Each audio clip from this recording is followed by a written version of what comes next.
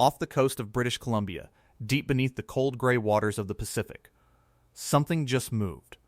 It did not make a sound. It did not shake a single window or rattle a single dish. Not one person on the surface felt a thing. And yet, in the span of a few weeks, a slab of the Earth's crust, the size of a small country, quietly slid a few centimeters, releasing a slow, silent groan that only the most sensitive instruments on the planet could detect. Scientists have a name for these mysterious events. They call them slow slip, and every time one happens, it does something that should make every person living in the Pacific Northwest sit up and pay attention. It squeezes the most dangerous fault in North America a little bit harder. This is the Cascadia subduction zone, a monster stretching more than 600 miles along the coast, from Northern California up past Oregon and Washington, and directly beneath the doorstep of millions of Canadians in British Columbia. It is not like the faults you may have heard about, the ones that produce sharp, sudden jolts. Cascadia is something far larger and far more patient. It is the kind of fault that stays silent for centuries, building up unimaginable pressure, and then unleashes it all at once in a single catastrophic release, one of the most powerful earthquakes the planet is capable of producing. And here's the part that turns a scientific curiosity into an urgent warning. Cascadia is overdue. The pressure has been building for more than 300 years, and every one of these silent slow slip events nudges it one step closer to the edge.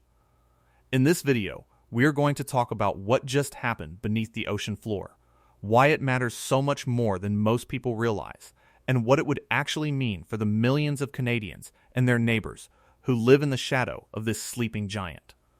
We are going to look at how the ground would move, what the ocean would do, which places face the gravest danger, and, most importantly, what you can do right now, in the days and weeks you may have, to make sure that when Cascadia finally lets go, you and the people you love are among the survivors. This is not fear for the sake of fear. This is the single most important piece of preparation advice anyone on this coast can hear. So stay with me, because by the end, you will understand this threat better than almost everyone around you, and you will know exactly what to do about it. Hashtag the giant beneath the sea to understand why a silent slip in the ocean floor is such a big deal. You first have to understand what Cascadia actually is, because it is unlike almost anything most people picture when they think of an earthquake fault. Deep beneath the Pacific Ocean, off the coast, there is a massive plate of the Earth's crust called the Juan de Fuca Plate. It is slowly, relentlessly being pushed eastward toward the continent. And when it meets the edge of the much larger North American plate, which carries British Columbia and the rest of the continent, it does not stop. It dives underneath, sliding down and beneath the land in a process geologists call subduction.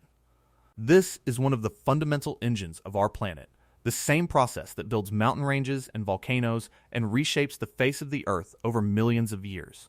But this diving motion is not smooth. Along the boundary where the two plates meet, they are locked together.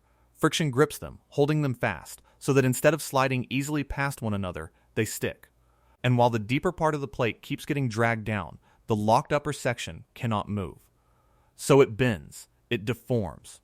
The edge of the continent is being slowly squeezed and lifted and warped, storing up enormous elastic energy, like a wooden ruler being bent further and further between two hands. For a while, the ruler holds. It bends more and more. But everyone knows what happens if you keep bending it. Eventually, it snaps back, violently, all at once. That is exactly what Cascadia does. It stays locked and bending for centuries, storing the strain of the plates grinding against each other. And then, when the friction finally gives way, the entire locked zone releases in one colossal rupture, springing back toward the ocean and dropping the coastline in the process. The result is a megathrust earthquake, the largest class of earthquake on Earth. Powerful enough to shake for minutes on end and to reshape hundreds of miles of coastline in a matter of moments. This is not a hypothetical. Cascadia has done it before, many times, and the evidence is written into the very land and legends of the Pacific Northwest. Hashtag the ghost forest, and the night the coast dropped, we know Cascadia is capable of this because it happened. And we can pinpoint it with astonishing precision. Along the coast of the Pacific Northwest, there are eerie stands of dead trees known as ghost forests. These are the skeletons of ancient cedars and spruces, still standing, but long dead, their roots buried in salt marsh. For years they were a mystery. How did an entire forest die all at once and end up sitting in tidal mud? The answer is chilling. During a great Cascadia earthquake, the coastline can suddenly drop by a meter or more in an instant as the bent-up land springs back and settles lower than before. When that happens, forests that once stood safely above the tide are abruptly plunged down to sea level, and the saltwater rushes in and kills them where they stand.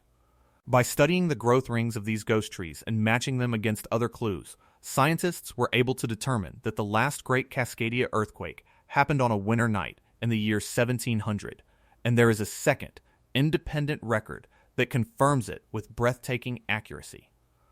Across the ocean in Japan, historical documents describe a mysterious tsunami that struck their shores that same night. A wave that arrived with no local earthquake to explain it, an orphan tsunami born from a giant quake all the way across the Pacific. Working backward from the timing of that wave, researchers pinned the Cascadia rupture to the evening of a specific date more than 3 centuries ago. The oral histories of the indigenous peoples of the coast carry the memory too, passed down through generations, telling of a terrible night when the ground shook violently and the sea rose up and swept away entire villages, of the earth and the ocean at war. These are not myths. They are eyewitness accounts, preserved through storytelling across centuries, of the last time this giant awoke. And they all point to the same terrifying truth. Cascadia produces catastrophic earthquakes, and the last one was more than 300 years ago. Hashtag why overdue is the scariest word in science, so how often does this happen? By digging into the coastal soil and the offshore sediments, geologists have found the buried fingerprints of many past Cascadia earthquakes, layer upon layer stretching back thousands of years, and the pattern that emerges is sobering. On average, great earthquakes strike this zone every few hundred years, though the intervals vary, sometimes shorter, sometimes longer. Some ruptures tear along the entire length of the fault at once, producing the very largest events. Others break only a portion of it. The crucial point is this. It has now been more than 3 centuries since the last full rupture. That places us squarely within the window where the next one could reasonably occur. Not tomorrow with certainty, and not necessarily in our lifetimes, but well within the range where the fault has released before. The strain that has been accumulating for over 300 years is still building. Still bending that ruler further and further, and it has to go somewhere eventually. This is why scientists use that unsettling word, overdue. It does not mean the earthquake is scheduled. It means the pressure has reached levels comparable to what preceded past disasters, and the longer the silence lasts, the more energy is stored, and the more violent the eventual release is likely to be. And this is where those silent, slow slip events come back into the story, because they are the closest thing we have to watching the giant breathe. Hashtag the silent slips that win the clock. Here is one of the most remarkable discoveries in modern Earth science. The deep part of the Cascadia Fault, far below the locked zone, does not stay perfectly still between the great earthquakes. Every so often, roughly on a recurring cycle, that deeper section slips quietly, sliding a small amount over a period of days or weeks, accompanied by a faint seismic hum that instruments can detect but no human can feel. These events are called slow slip events, or episodic tremor and slip, and they release their energy so gently and so slowly that they cause no damage and no shaking at the surface. But they are not harmless in what they represent. When the deep zone slips, it transfers a little bit of extra stress up onto the shallower locked zone, the part that is jammed and waiting to rupture. Each slow slip event, in effect, gives that locked section an additional squeeze. Scientists have observed that these silent slips subtly increase the strain on the very part of the fault that produces the megathrust earthquakes. It does not mean a great quake will follow every slip, far from it. There have been many of these events without a disaster. But it does mean that during and shortly after one of these episodes, the probability of triggering the big one, while still small, ticks upward. The giant is being nudged, gently but repeatedly, toward its breaking point. That is what makes the news that Cascadia has slipped again so worthy of attention. It is a reminder, written in the quiet language of the deep earth, that the clock is still running, that the fault is still alive and active, and that the pressure is still climbing. It is nature tapping us on the shoulder and saying, "Do not forget about me." And the honest, sobering reality is that when the great rupture finally comes, we may get very little warning. Perhaps a slow slip in the days beforehand that only becomes meaningful in hindsight. Perhaps nothing at all, which is precisely why the time to prepare is not after the shaking starts. It is now in the ordinary, calm days before. Hashtag what the big one would actually do let us be clear-eyed about what a full Cascadia rupture would mean for the millions of people living along this coast. Because only by understanding it can you appreciate why preparation matters so much. When Cascadia lets go, the shaking will not be a brief jolt. It will go on and on, potentially for 4, 5, even 6 minutes of relentless, rolling ground motion. That is almost unimaginably long. Most earthquakes people experience last only seconds. Minutes of shaking is a fundamentally different kind of event, long enough to bring down structures that might have survived a shorter quake, long enough to shake loose bridges and overpasses, long enough to turn certain soils to liquid as the vibration causes saturated ground to lose its strength and behave like a fluid, swallowing foundations and toppling buildings. Across British Columbia's southwest, including the densely populated regions around its largest cities and the communities of Vancouver Island, this shaking would test every building, every bridge, every pipeline, every power line. Older structures built before modern earthquake codes would be especially vulnerable. Roads would crack and buckle. Landslides would tear down hillsides and block mountain highways. Power would fail across vast areas. Water mains would rupture.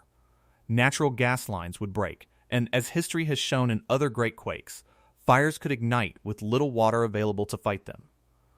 Communication networks could be overwhelmed or knocked out entirely.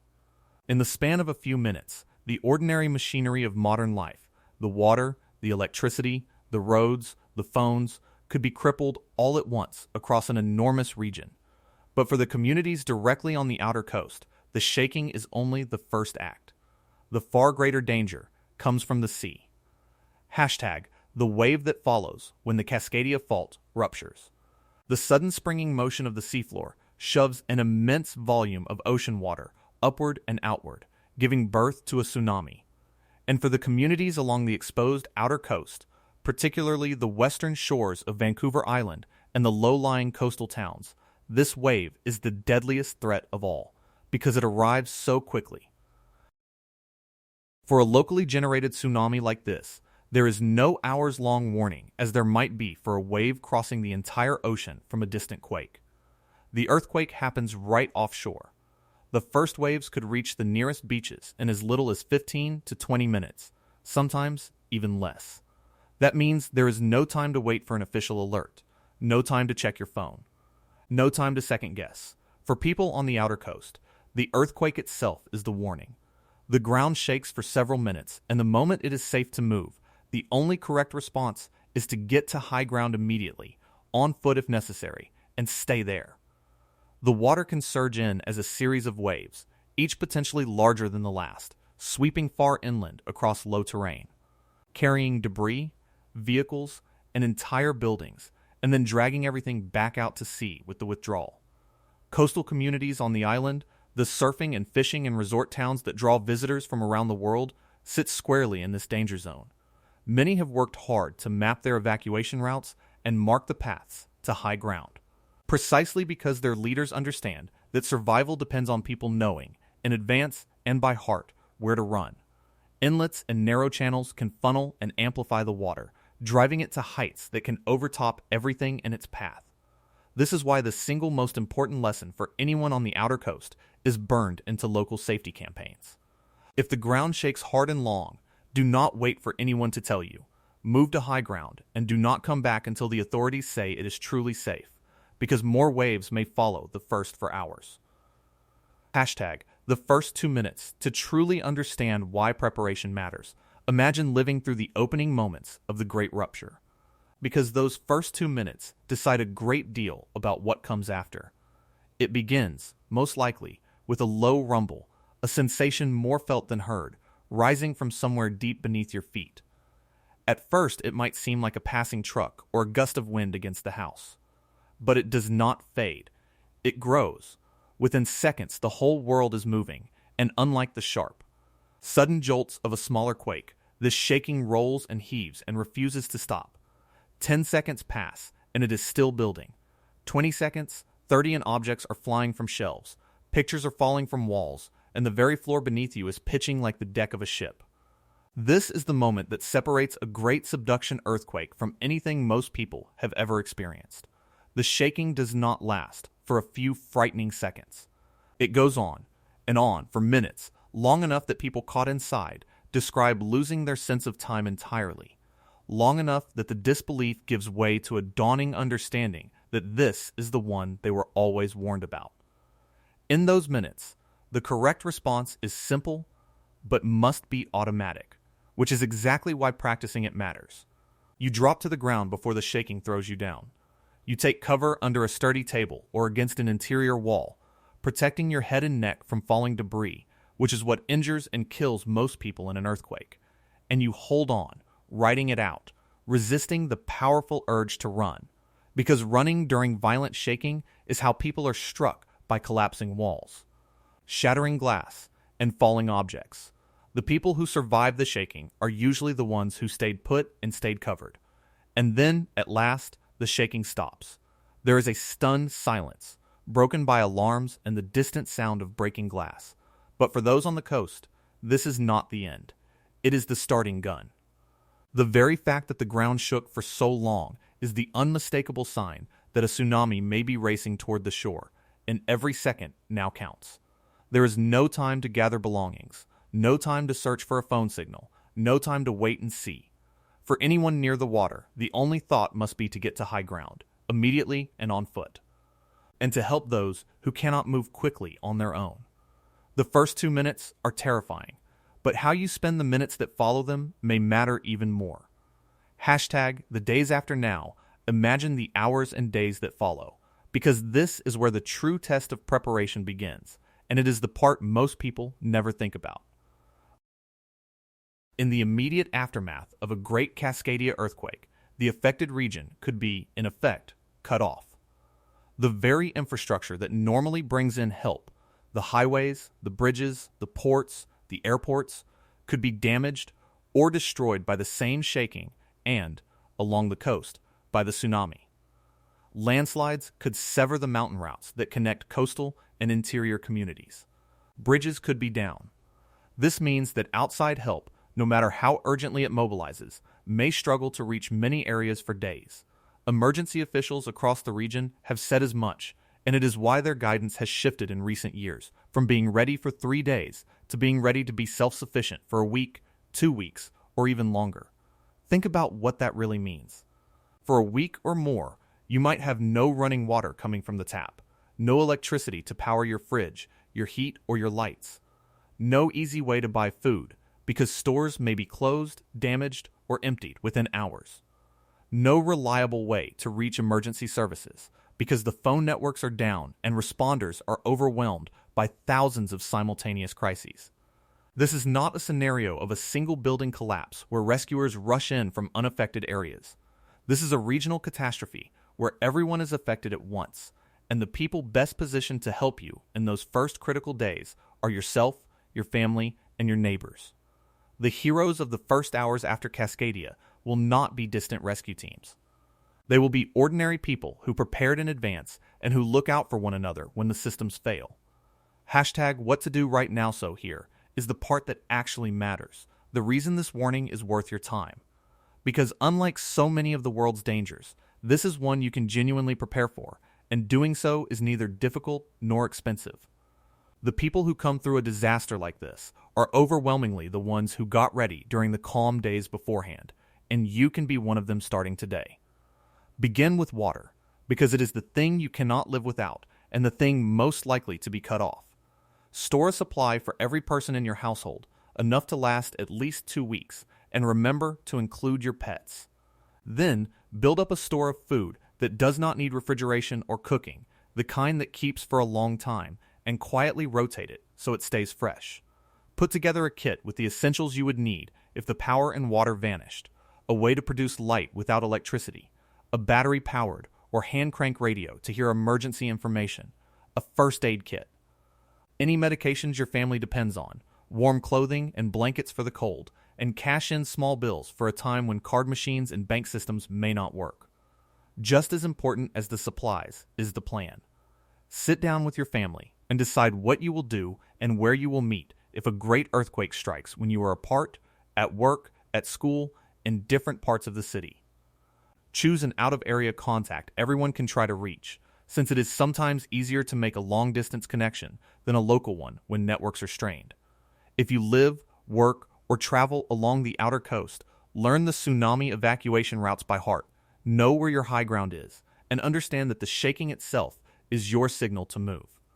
Learn the simple, life-saving response for the shaking itself, to drop to the ground, take cover under something sturdy, and hold on until it stops, and practice it so it becomes instinct. And talk to your neighbors, because a street where people know each other and have a rough plan is a street where far more people survive. None of this requires you to live in fear. Quite the opposite. Preparation is what replaces fear with confidence. The person who has water, food, a plan, and a kit does not lie awake dreading the earthquake. They have already done what they can, and they can get on with their life knowing that if the worst arrives, they are ready to meet it. Hashtag the choice before us. Cascadia has slipped again. Silently, invisibly, far beneath the ocean, the giant has stirred in its sleep and tightened its grip on the fault just a little bit more. It may stir 100 more times before it finally wakes. Or the great rupture could come far sooner than anyone expects. No one on Earth can tell you the day or the hour, and anyone who claims to is not being honest with you. What the science can tell you with real confidence is that this earthquake is coming, that the pressure is real and growing, and that the last time it happened, it reshaped an entire coastline in a matter of minutes. The millions of people living along this beautiful, dangerous coast face a simple choice, and it is one they get to make right now, today, while the ground is still and the sun is still shining. They can treat these warnings as background noise, as someone else's problem, as a disaster too distant and too uncertain to bother with. Or they can spend a single afternoon getting ready, storing some water, building a kit, making a plan, and learning where to run. That small effort, made in the quiet ordinary days, is the difference between being a victim and being a survivor. It is the difference between a family that scrambles in terror when the shaking starts and a family that already knows exactly what to do. The giant beneath the sea is patient, but it is not asleep forever. It has spoken again in its silent language, and the message is the same one it has been sending for 3 centuries. Get ready. Not out of fear, but out of respect for a force far greater than ourselves, and out of love for the people who are counting on us to bring them through.